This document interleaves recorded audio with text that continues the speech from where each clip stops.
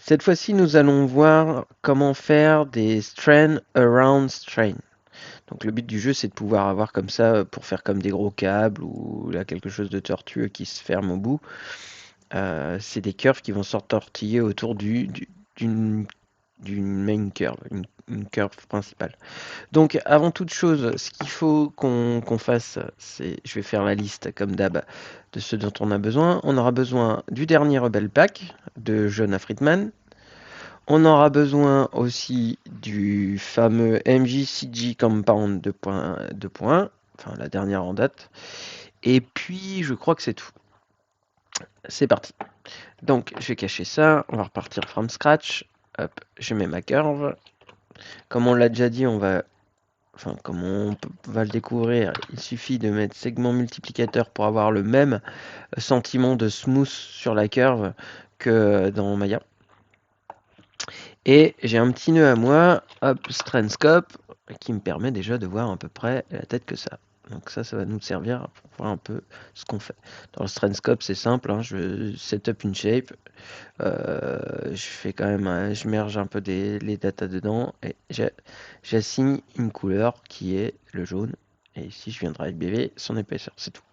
Alors, hop, maintenant on va taper around, create strain around strain et on va aller faire ça. Et on devrait s'attendre, donc ça fait partie du Rebel Pack, et on devrait s'attendre à quelque chose qui s'entortille autour de cette curve là. Et c'est pas du tout le cas. Alors, il y a plusieurs raisons à ça.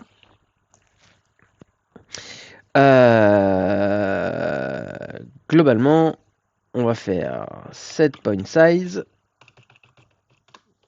Voilà, donc je suis pas obligé de l'utiliser parce que finalement c'est un set point size qui est derrière, mais bon, admettons. Là, je vais juste le make editable pour pouvoir lui dire mets-moi un chiffre constant et mets-moi 1. On va connecter ça. Et ça, c'est la première chose. Mais il va falloir qu'on utilise aussi les basis. Les basis, update strain basis, l'avantage qu'a le update strain basis, c'est que il va venir, je vais couper ça juste pour expliquer. Ce qui vient faire l'update strain basis, c'est qu'il va donner des propriétés à la curve. Pour l'instant, il n'y a rien. Donc et je vais montrer ce que ça va créer. Ce sera plus simple. Il va me donner des informations, il va permettre de comme ça d'interpréter la direction de la curve, la tangente de la curve et un up vector. Donc ça nous servira après pour pouvoir évaluer la curve. Sans ça, ça va être difficile de pouvoir donner les informations pour les curves autour qui doivent s'entortiller. À savoir que donc il va générer un point tangente, un point normal, un point binormal. Donc voilà. Donc là, grâce à ça, on arrive enfin à avoir notre strain. Donc on est content. Maintenant, parce qu'on va pas voir grand chose, je vais faire et de toute façon il faudra bien le faire à un moment donné, un extrude strain. Voilà, je vais mettre ça là, je vais mettre ça en output, je vais déconnecter ceci. Donc là, c'est pas beau, on fait reverse normal, et voilà. Je vais lui mettre un petit peu plus de détails. Et donc voilà le résultat. Alors comment fonctionne le create strain around strain? Donc il va se baser sur le point size pour donner la size. Donc moi j'ai mis 1. Donc en fait il va setuper. Voilà. Et par défaut en fait ce qu'il fait c'est il fait en sorte que le radius pénètre un petit peu. Le radius pour l'extrude, parce qu'en fait l'extrude strain utilise le point size de la de commande. Donc je peux par exemple décorréler. Donc là on voit qu'il ne va pas utiliser les valeurs de point size des points de chaque strain pour mettre son radius. Donc là je vais pouvoir le générer, comment l'éditer moi-même. Hop, je vais faire ça comme ça va suivre tout seul. Et ça va être du coup un offset cette fois-ci, en faisant ça. Donc, ok. Donc, maintenant, Qu'est-ce qu'on peut voir? Voilà, et on a un point ratio qui va nous permettre de, si on veut que finalement la curve, que l'écart entre la curve centrale et les trois curves qui gravitent autour se resserre. Donc ça, on verra un peu après. Il y a pour twister, plus ou moins. On pourrait décider qu'on ne veut pas twister, par exemple. Ça, c'est au goût de chacun, selon ce qu'on veut faire. Je vais en remettre un petit peu. L'offset peut toujours servir. Le point radius radial. Alors lui, le parent radius scale, pardon. Lui, il va permettre de venir scaler l'écart. Je m'explique.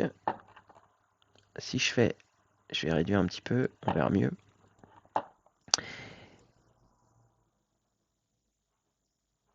Il va grossir, non, pardon, il va grossir les curves. Ouais, non, hop.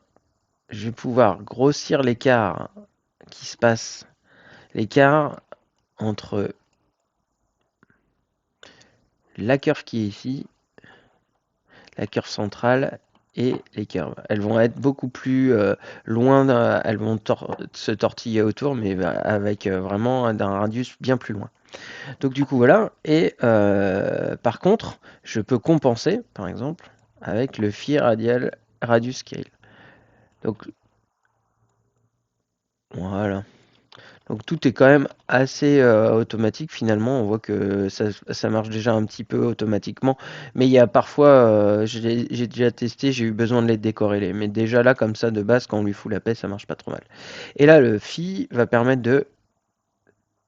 d'indiquer le nombre de curves qu'on veut générer. Voilà. Donc maintenant qu'on a ça, on va vouloir par exemple créer cette fois-ci. Je vais monter un peu le twist. Voilà. Et on va vouloir que ça se serre, enfin que ça s'affine et que ça se resserre un peu en pointe sur la curve. Donc là, cette fois-ci, il n'y a pas grand-chose à se faire, c'est juste qu'il faut le savoir. La version le plus simple, donc il va nous falloir une information de ratio. Donc le ratio, c'est de se dire qu'en fait, on va prendre le nombre de points qu'il y a sur la curve et on va pouvoir partir de 0, on va tout ramener entre 0 et 1. Donc la façon la plus simple de le faire, malheureusement, c'est d'aller dans un extrude strain de Maxime Jean Mougin. Alors que c'est un nœud vanilla, mais je ne sais pas pourquoi il est pas listé. Donc si je tape, je peux pas le faire ici. Hop, c'est pas grave, je montrerai après. Donc checkpoint ratio. Et dans checkpoint ratio, on a update strain ratio. Et c'est plutôt pratique parce que du coup maintenant, je vais avoir un strain ratio. Donc si je fais ratio ici, malheureusement, je ne l'ai pas l'update strain ratio, ce qui est bien dommage. Donc, et il va nous éviter de faire toute cette étude-là pour le point ratio. Donc on est plutôt content. Et là, je vais aller le connecter. Donc, par contre, il faut que je me remette en arrêt float avant et je vais aller le connecter comme ça. Et donc là, voilà. Là maintenant, je vais avoir quelque chose qui s'affine et qui va être aussi du coup assez naturel. C'est-à-dire que au fur et à mesure que le radius, qui est le radius des curves va se resserrer, l'épaisseur des tubes, on va dire, le point size va aussi être affecté comme ça. Et donc du coup, ça va pouvoir se réduire comme ça. Mais si vous avez envie d'éditer, donc là par exemple, je vais faire un set range. Hop là. Non, je ne vais pas faire le set range. Bah, il y a celui-là de Van Allen qui marche très bien, mais de base en vanilla, on va avoir le change range. Je lui mets des values, je vais lui dire from start, donc c'était de toute façon 0 to end. Je vais connecter et to end. Donc là, c'est ça, mais par contre, on va pouvoir mettre un peu de valeur en entrée. Voilà. Je pourrais aussi inverser, c'est-à-dire faire ça et ça. Voilà, ça me permet aussi d'inverser mon point ratio, donc c'est assez pratique. Voilà pour ce qui est du create strand around strand.